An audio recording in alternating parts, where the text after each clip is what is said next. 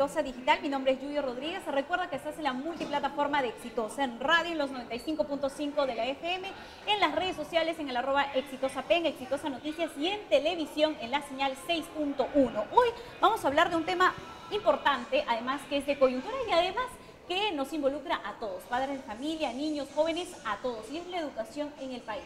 Hemos escuchado frases de ministros, del premier que ahora va a dejar su cargo, y también del presidente, y es que la ministra de Educación encarnaría la política de educación del país. Queremos saber si esto es realmente cierto, y en todo caso, tras casi 2 meses de huelga en algunas regiones del país, en Lima además que hemos vivido a flor de piel todo lo que ha sucedido con el enfrentamiento de los policías y los maestros, ¿nuestros niños dónde quedan? ¿Van a recuperar verdaderamente las clases? ¿Unos sábados serán la solución? ¿Y qué papel juegan los padres de familia en este problema? Para eso, nosotros vamos a conversar con Paul Neira, asesor académico de la carrera de Educación y Gestión del Aprendizaje de la Universidad Privada del Norte. ¿Cómo estás? Hola, Judy, ¿cómo estás? Bienvenido a Exitosa Digital. Gracias por invitarme. Quiero saber qué hacemos con los chicos. Se perdió el año escolar, muchos dicen que van a estudiar los sábados, las clases se van a extender hasta enero, a lo mejor hasta diciembre, los chicos van a tener pocas vacaciones, van a llegar hasta un poco cansados, ¿no? ¿Qué vamos a hacer? ¿Qué van a hacer los padres?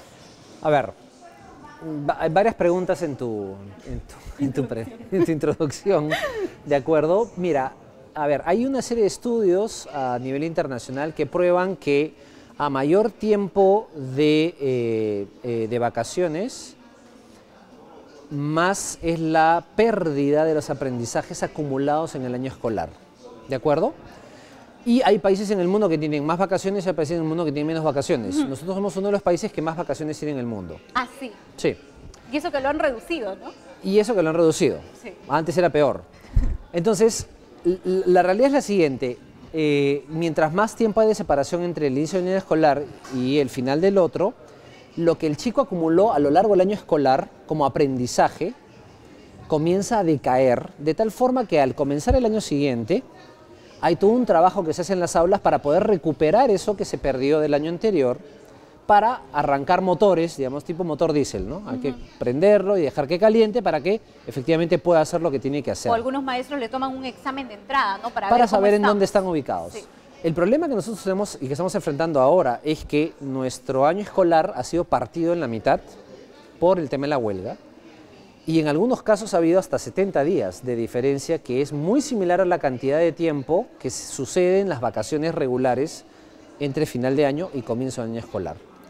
Entonces lo que está sucediendo es que lo poco que, o sea, a ver, lo que logramos acumular a lo largo del tiempo de entre marzo y junio de este año ha caído en términos de aprendizaje.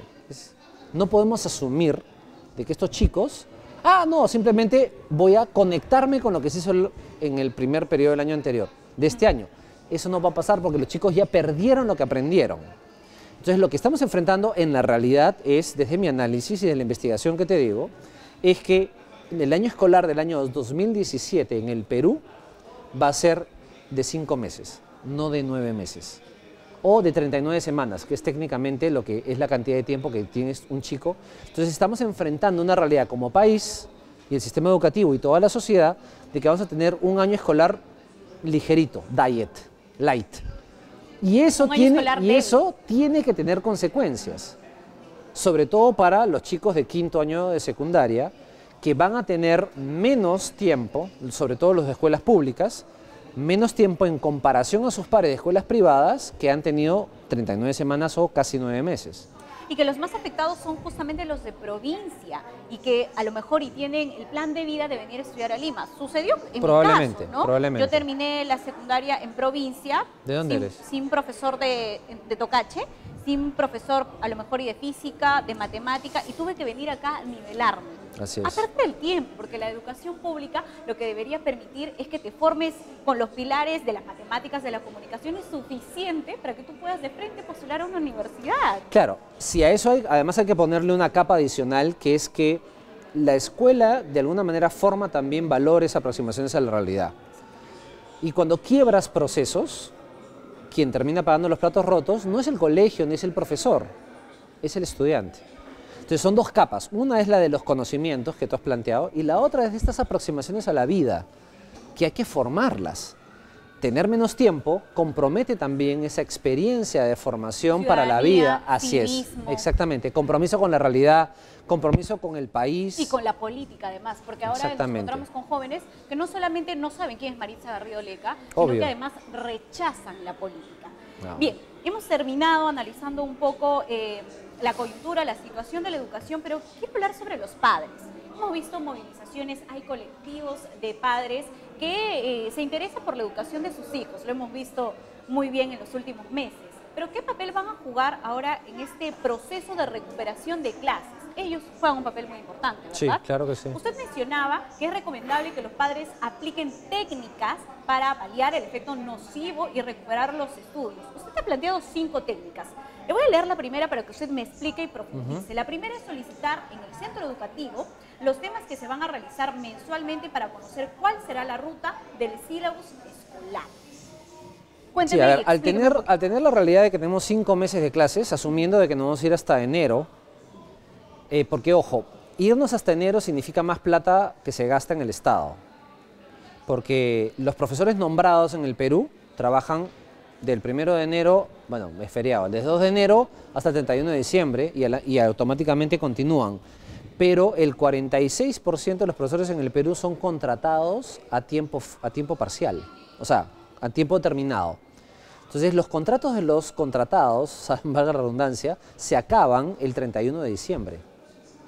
Entonces, yo voy a tener que volver a contratar al 43% de los docentes en el Perú de nuevo para que trabajen un mes que yo no lo tenía presupuestado. Entonces, va a haber más gasto. Entonces, frente a esa situación, los padres de familia tienen un rol fundamental. Porque tenemos 5 meses de clase asumiendo que es hasta enero. Y tú tienes que decirle, ok, ¿qué vas a desarrollar? Porque tienes menos tiempo.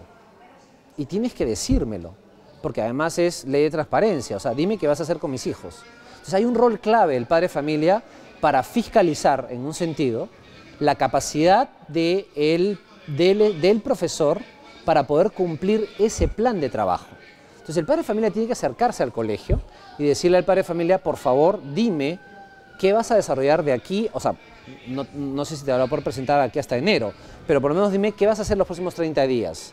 Para yo, que soy un actor en la educación de mis hijos, participar y darte una mano desde mi casa. Porque antes, como tenía 9 meses, podría darme el lujo de que mi hijo llegue al colegio y solito la haga. ¿De acuerdo? Pero ahora al tener menos tiempo, el padre de familia tiene que involucrarse más directamente. Y hay que pedirle ese plan a los padres de familia, a los profesores, para hacerle seguimiento desde la casa. Porque no va a bastar el tiempo en el aula del estudiante, porque no tiene tanto tiempo. Entonces el padre de familia tiene un rol clave. Si el padre de familia no va y le pide esto, entonces el profesor va a hacer lo que siempre hace. Y eso ya sabemos. Va a correr. No, y va a correr y se va a saltar temas. Pero claro, pero los temas son claves en este asunto también porque me permiten decir, ¿cómo vas a hacer para meter 9 meses en 5 meses? Esa es la pregunta. Dime cuál es su plan, porque desafortunadamente van a tener que sacar temas de la currícula, ¿no? Entonces yo como padre de familia puedo decir, oye, ¿qué tema estás sacando y cómo te ayudo yo a que los temas que estés eligiendo, que vas a trabajar, para darte una mano desde casa? Eso tiene que ver con la segunda sugerencia que usted nos da, ¿no? Es sugerir a los docentes priorizar áreas de comunicación, lógico-matemáticas, ciencias, ciudadanía, ¿no? Ciudadanía a nivel secundaria y comunicación matemática al nivel primaria. Me interesa mucho la palabra ciudadanía. Sí, siendo una situación anómala y extraordinaria, y permitiéndole además que los aprendizajes y las competencias que tienen que adquirir el chico o la chica, por la cantidad menor de tiempo que tienes que priorizar. O sea, no tienes todos los recursos, no tienes todo el tiempo, no tienes todo, como si lo tuvieras en un niño regular. Entonces tienes que priorizar, el profesor tiene que priorizar. Entonces la pregunta es ¿qué prioriza? Podría ser que el profesor lo que siga dictando clase de educación física, 4 horas a la semana. Tú dices, oye, en vez de que esté 4 horas de educación física, yo me comprometo con padre de familia a mandarlo a dar vueltas al parque, porque yo quiero que en realidad él adquiera las competencias matemáticas, adquiera las competencias de comprensión lectora, adquiera las competencias de ciencias, adquiera las competencias de ciudadanía, que en un margen de equilibrio tiene que tener una priorización. ¿Por qué? Porque al año siguiente, que vamos a tener un año regular, esperemos, digamos que no hay otra huelga que se cruce en el camino, el año escolar le va a pedir con bastante exigencia, dime cómo estás en matemáticas, dime cómo estás en comunicación, porque tienen mucho más peso de valoración esas áreas. Entonces tenemos que trabajarlas. Entonces hay que priorizar, porque desafortunadamente no tienes todo el tiempo que tienes. Entonces el profesor va a tener que enfrentar esa realidad y el padre de familia puede en esta negociación con el profesor decirle, oye, ¿por qué no haces más matemática en vez de que hagas, no sé, educación para el trabajo? Porque va a necesitar más matemáticas. En la distribución de la semana de clases, el Estado sugiere en una norma que se entrega en noviembre de cada año, que es el inicio del año escolar, que es una norma que define más el horario, la cantidad de horas que se trabajan, etc. Ellos plantean 6 horas de clase para matemática, pero eso es para 39 semanas. ¿Pero qué pasa si yo tengo la mitad? Me voy a quedar sin la mitad de las 8 horas semanales, entonces, oye, darle de repente 14, 12. Cuando las preguntas de matemáticas y comunicación tienen mucho peso. Y mucho porcentaje en los exámenes Así de admisión, es, además. así El es. tercer punto que usted menciona es conversar con los hijos sobre los temas aprendidos y hacer seguimiento a su proceso de recuperación para cumplir con los compromisos académicos del año. Me queda claro este punto, pero me pregunto con los padres que trabajan más de la mitad del día, ¿no? ¿Cómo van a hacer con sus hijos? Por eso es que yo elegí la palabra ahí, preguntar. No estoy pidiendo que el padre de familia se convierta en un especialista en matemática, un especialista en ciencia o biología o física o química, digamos, o literatura inglesa, digamos. Pero solo el ejercicio de que el niño o el joven sienta que el padre de familia le está preguntando por sus aprendizajes, va a hacer de que se involucre en ese plan menor que tenemos para poder desarrollar los trabajos. Es darle una señal de, oye, yo sé que tú estás teniendo menos días de clase y a mí me interesa. Y ojo, te estoy preguntando, estoy haciendo seguimiento para saber si efectivamente te estás involucrando o no con el plan que ha planteado el profesor y que además yo como padre de familia sé, porque sé que tienes que trabajar esta área, más esta área, más esta área. Estás esforzando para tratar de captar todos los conocimientos en el poco tiempo que tienes. Y para que focalice y decirle, oye, tienes poco tiempo. Y esto es más crítico, sobre todo en quinto y secundaria. Entonces, tú le estás dando una señal. Si tú no mides el compromiso, entonces el compromiso no existe. Y ese es un poco el mensaje que quiero dar. Y un poco de autoridad también, ¿no? Que es que podríamos hablar ahora, si quieres, sobre el asunto, digamos. El punto 4, a ver, elegir videos educativos e incluso juegos de rol que permitan trabajar en paralelo y reforzar los temas desarrollados en el salón de clase. Juegos de rol, explíqueme ese punto. Mira, por ejemplo, hay un juego que se llama Civilization, por ejemplo, que es todo un juego que te hace entender la dinámica de las guerras, la dinámica de poder, y va desde la historia, desde Roma hasta, digamos, la Segunda Guerra Mundial.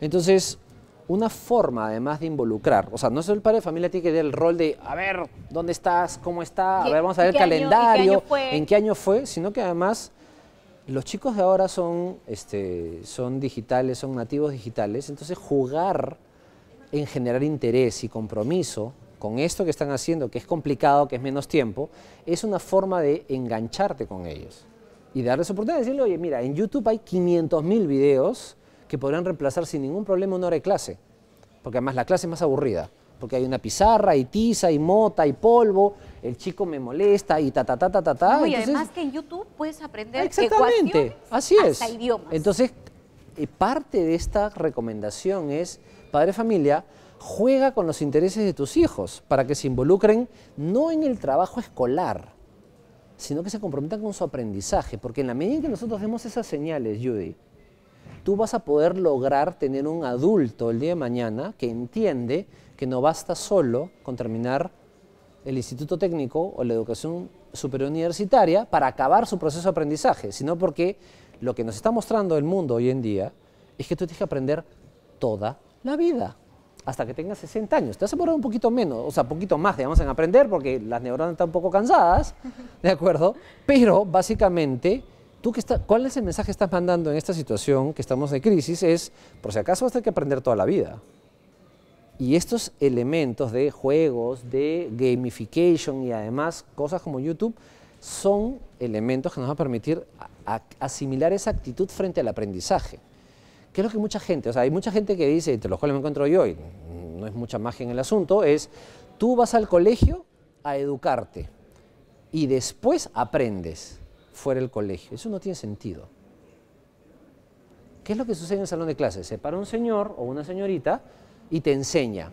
Otro negocio es que tú aprendas. Porque tú puedes tener la cabeza pensando en la película que viste ayer, o ayer no dormiste, o en el problema de tu casa, o en cualquier otra cosa. Entonces yo te doy el mensaje buscando que tú aprendas. Yo me encargo de enseñarte, pero tú puedes aprender o no. Después ese chico sale del salón de clases y aprende 500.000 cosas más fuera del salón de clases. Este mensaje y esta recomendación es, oye, céntrate la discusión de tu hijo y de tus hijos en que ellos aprendan, en que se vacilen aprendiendo, que se involucren emocionalmente y apasionadamente en aprender, porque quien no tiene esa habilidad en el siglo XXI va a morir como un sapo. Entonces, ¿por qué no darle al padre de familia la oportunidad de jugar esa carta para conseguir de que el chico realmente se involucre en lo que tiene que sacar del colegio, que es aprendizajes para toda la vida? Y además que implica la oportunidad de establecer una relación mucho más cercana con los hijos, ¿no? Obviamente. Y meterse al mundo digital en el que los chicos están las 24 horas del día. Y tiene que ver también con el punto 5 que planteaste, elaborar un calendario de horas dedicado al estudio de la casa, que no sea como que a las 3 de la tarde tienes que estudiar y el chico diga, ay, ahora me toca estudiar otra vez.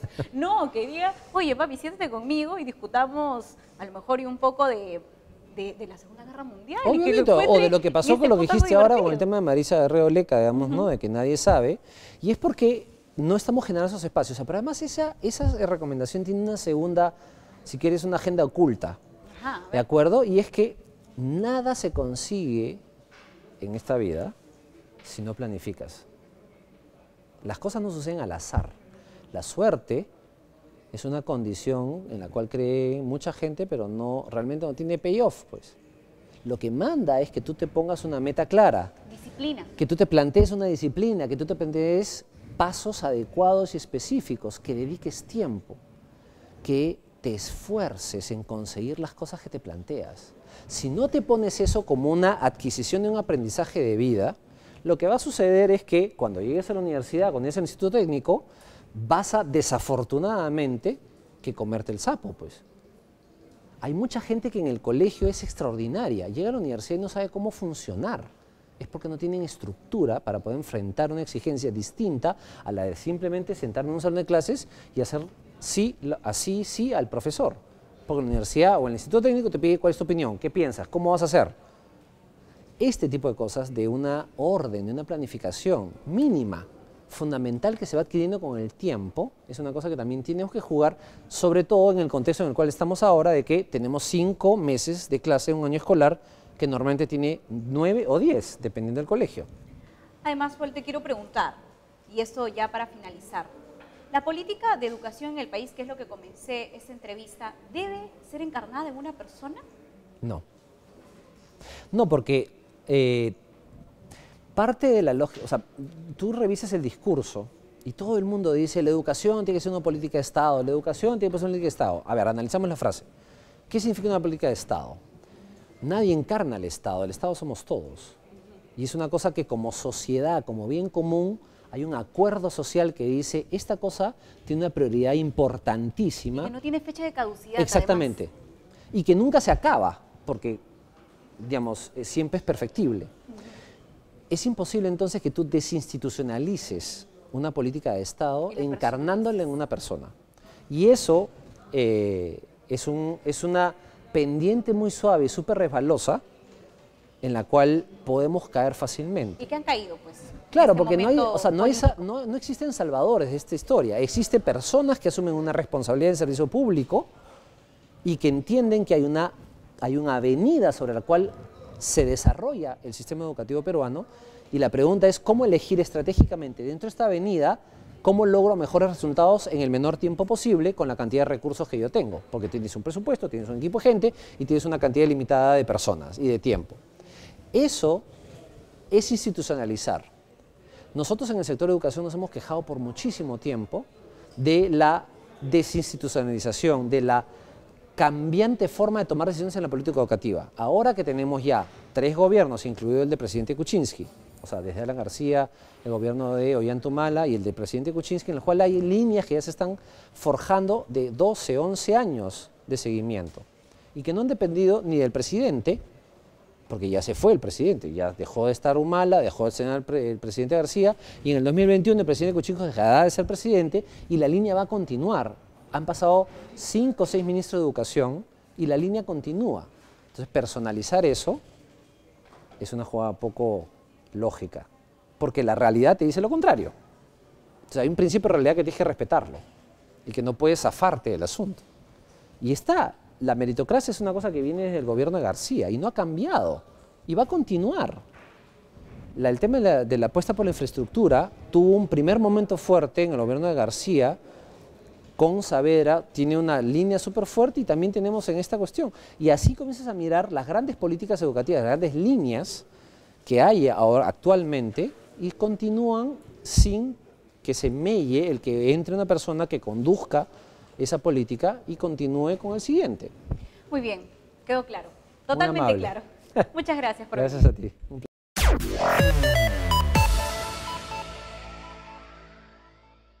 Bien, amigos, seguimos en Exitosa Digital y hoy nos acompaña Jorge Cáceres. Él es caricaturista de Exitosa. Ya conocemos el rostro detrás de esas historias que a lo mejor le da un poco de humor a toda la crisis política, eso que a veces nos divide, nos entristece, pero que lo cuentas de una forma en que nosotros podamos digerirla, ¿no? Primero, Jorge, quiero preguntarte, ¿cómo decidiste que esta fuera tu profesión, no? Burlarte un poco de lo que sucede en la coyuntura nacional. Bueno, realmente al inicio siempre fue el tema de dibujar, las caricaturas, pero digamos que a medida que fui creciendo la política se volvió una pasión. Ajá. Pero no quise quedarme con el simple hecho de hablarle al televisor a medida que salían las noticias. Entonces, poder dibujarlas, poder mandar un mensaje, poder expresar lo que siento a través de un dibujo. Y bueno, ¿y por qué no a veces hacerle una sátira o bromear sobre eso? Realmente me motivó a aprender lo que es animación, a darle vida a mis dibujos. Bueno, antes de hablar de la parte técnica, Jorge, la caricatura lo que muestra básicamente es la opinión, o cuál es la tendencia de la opinión de las personas a través de las redes sociales, a través de la opinión en las calles, ¿no? Del Vox Populi, como se le llama. Claro. Tú has sabido muy bien tomar o detectar lo que sucede en las calles para llevarlo a las caricaturas. Hemos visto que hasta utilizas frases exactas de los políticos en las historias que nos cuentas. Sí, realmente bueno, nuestra política también es de humor. ¿Eh? Si ¿Es una caricatura? Realmente es una caricatura. No te esfuerzas mucho en ese punto. Sí, realmente a veces, a veces dicen que es más fácil hacer llorar que reír, ¿no? Y realmente nuestra política a veces se va por ambos lados. Un poco lo contrario. En el tema, como tú dices, a veces los políticos llegan a ser tan graciosos que no hay que... en todo caso, ¿no? Sí, para no decirle gracioso. Que realmente el guión lo ponen ellos. El guión lo ponen ellos. Lo único que basta nada más es ponerle un poquito de humor, pero ya realmente ellos ya vienen con un humor bastante fuerte. Muy bien, siendo este género periodístico de opinión, tú tienes que estar enterado mucho de la política, de lo que sucede en la sociedad, en el ámbito del deporte también, ¿no? ¿Podría ser la caricatura digital una opción para el empleo de los jóvenes, aquellos que les guste de repente el diseño gráfico, en algún momento podrían dedicarse a la caricatura digital? Sí, por supuesto. Realmente lo primero que tienen que tener es ganas de dibujar. Poder expresar lo que ellos quieren, ya eso puede ser de repente el nicho que escojan, ¿no? En mi caso es la política, otros pueden ser el deporte, espectáculos. Pero sí, realmente hay un nicho muy grande para todos, ¿no? Al inicio de repente van a sentir la pegada porque... O el temor a lo mejor y decir lo que piensas, ¿no? Sí, bueno, definitivamente a la hora que escoges un área tienes que estar bastante documentado, tienes que leer, tienes que informarte. Y definitivamente tu primera ventana siempre va a ser la internet, ¿no? Siempre va a ser tu primera ventana y tienes que tener mucho cuidado de lo que das, Es que no de lo que estamos muestras. hablando de, por el hecho de tomarlo con humor, no quiere decir que tú no estés enterado de lo que sucede en la coyuntura. Sí, es súper importante, ¿no? Y sobre todo, digamos, en el tema de política, que siempre tienes que estar llamando a tu abogado a ver si puedes soltar Me algo, muero. ¿no? ¿Has recibido algunas cartas notariales? Mira, no es extremo, pero sí una que otra queja. No te creo, qué miedo. Cuéntame, la Sí. parte técnica, ¿qué programas utilizas? Mira, realmente tengo un abanico muy grande y he tratado de resolver un problema que creo se le presenta a todas las personas que hacen animación, y es el factor tiempo. Mucha gente, para lanzar una animación necesitas un mínimo de 4 personas, personas que se dediquen al dibujo, personas que se dediquen a hacer las voces, personas que hagan la edición, un guionista. Entonces, yo he tratado de minimizar todo para poder resolver ese problema. Realmente las animaciones las hago solo, y el otro punto es el tema de tiempo. Sí, porque ¿cuánto te demoras en hacer toda esta historia que tú nos cuentas en varios momentos de la caricatura que presentas? Porque no es que solamente presentas una imagen como lo muestran en la prensa escrita, ¿no? Sino que tú muestras una secuencia, ¿no? Un clip que Sí, podría bueno, llamar. con el diario Exitosa me es un poquito más simple, ¿no? Porque son dibujos en 2D, pero en Exitosa Digital sí, la cosa cambia, ¿no? Y por lo general el tema son mis guiones, porque mira, si tú vas 4 años atrás, una noticia te podía durar 4 días. Hoy, en un día, pueden salirte 4 o 5 noticias Horas. que son bombas. Y además, por ejemplo, lo mencionábamos antes de la entrevista. Hace 2 días ayer teníamos a Kenji con una cinta en la boca. Exacto. Pasadas las 12 de la medianoche, teníamos al gabinete de Zavala que no había recibido el voto de confianza. Exacto, exacto. Y Y un tú día tenías- atrás tenías a Maiman Hablando sobre Toledo. Entonces, imagínate, es como para volverte loco Tendrías que sobre... terminarlo todo en el día para poder estar a la par, ¿no? Sí, realmente los dibujos, yo termino de ver los noticieros y plan de 10, 11 de la noche, y recién a esa hora es cuando empiezo a trabajar, toda la Te madrugada. inspiras. Sí. ¿Cuántos años llevas haciendo caricatura digital? Bueno, haciendo caricatura digital un promedio de 7 años más 7 o menos. años. Sí.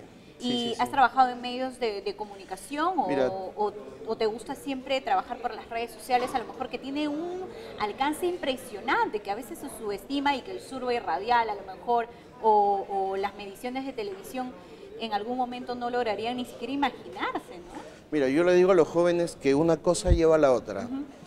Lo que empezó como una diversión para mí, la subí al internet, y con el tiempo uno de mis primeros dibujos fue El valor de la verdad de Toledo. Bueno, Choledo le pusimos en ese tiempo, y no pensé realmente que iba a causar la Tanto cantidad. revuelo. Sí, salió en los diarios, me invitaron, salí en varios programas, hice otros dibujos también referente a eso, al valor de la verdad, con Humala, bueno, varios, algunos que ya no están ahorita en política. Y como te digo, una cosa te va llevando a la otra, ¿no? Hasta que llegaste a un medio de comunicación. Sí. Cabe resaltar que ese medio de educación de información es el segundo más importante del Perú. Y yo creo que hasta el primero. Y sobre todo el tema que no estoy como Kenji, con una mordaza en la boca, sino que realmente Ah, no, acá no hay mordazas. me puedo expresar, y eso es lo más importante. Ujú. Bueno, por último, ¿qué le dirías a los chicos que nos están viendo, nos están escuchando, si se quieren dedicar a la caricatura digital, ¿no? Y a lo mejor si les encanta ilustrar, si son unos capos en el diseño gráfico, cuéntame.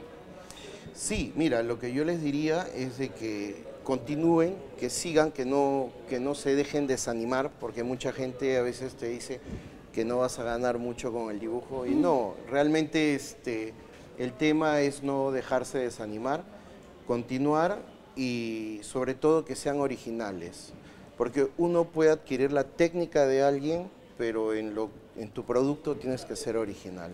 Y eso es lo más importante. Y además que siendo una caricatura, pues se refleja un poco también tu personalidad, ¿no? Tú a lo mejor y podrías ser todo un extrovertido, un antipático de repente por criticar tanto al gobierno. De repente sí, un criticón sí, pero antipático, bueno, para algunas personas sí. Bien, Jorge, muchas gracias por contarnos sobre lo que está detrás de la caricatura, que si bien nos causa humor, también son horas de trabajo, son horas de estudiar también cómo funciona la política nacional en este caso, pero ojo, no solamente la caricatura se va al ámbito de la coyuntura política, sino también del deporte. Podríamos hacer una caricatura acá con las autoridades del fútbol argentino, ¿no? Con Gareca de repente, imagínate, con Orejita Flores. Sí, por supuesto. Hay mucha gente que le va muy bien solamente dibujando a Messi y a todos los jugadores, digamos, de primer nivel, a las estrellas, exacto. Sí, realmente hay gente que podría hacerlo en espectáculos. Creo que no les iría nada mal. No, es muy colorido nuestro espectáculo nacional. Sí. Realmente sigan, si están dibujando, que sigan haciéndolo. Muchas gracias, Jorge. Muy linda la entrevista. Gracias. Gracias a ti también por la entrevista. Bien, amigos, esto ha sido todo por hoy. Nosotros nos reencontramos en la próxima edición de Exitosa Digital.